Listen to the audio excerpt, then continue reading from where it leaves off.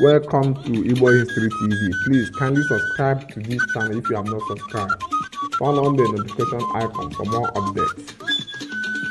I want every black people to watch this video. This is the reason why Africa is still poor. I want every black person to watch this video. Pay attention very well on what this man is talking about. Thank you.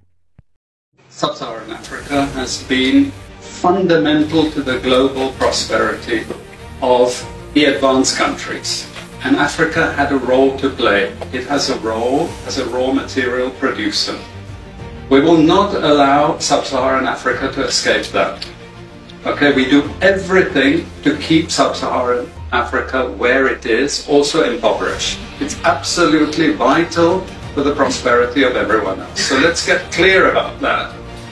Okay, and this means all the economic structures, all the global institutions, and the economics we teach everyone is all designed to keep Africa exactly where it is.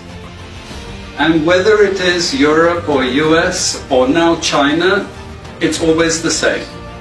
We need Africa to be impoverished because we need those raw materials and we need them dirt cheap. Okay, so that's the message. It doesn't mean to say that there's nothing Africans can do. Of course there is. This is what it's about. Because if Africa does do something different, I assure you living standards of all those in Europe and North America and Asia is going to fall. Okay? And that is a big price to pay.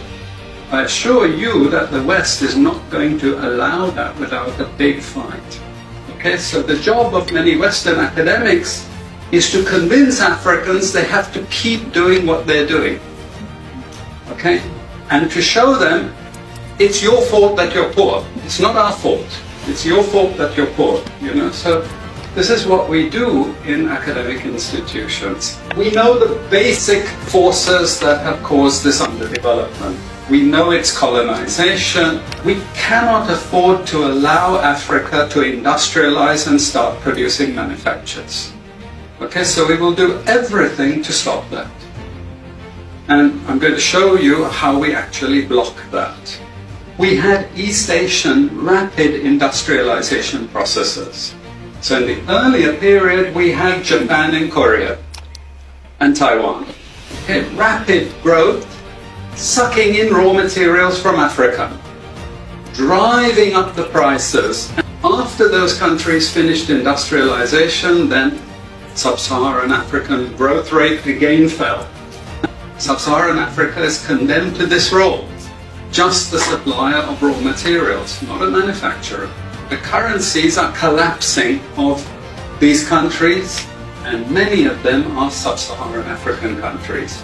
After colonization ended, we needed new structures to keep these countries where they were.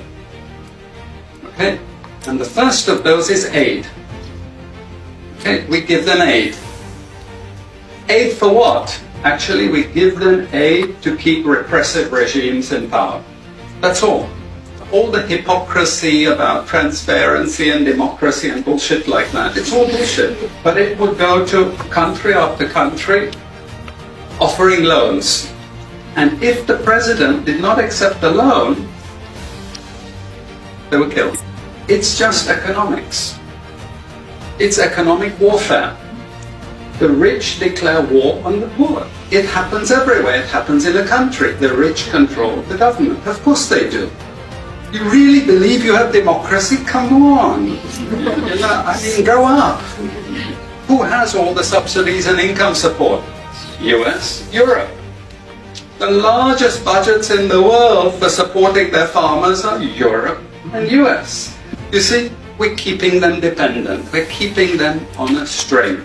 This next round of the WTO is designed to block that. To block anyone else getting on top of the ladder.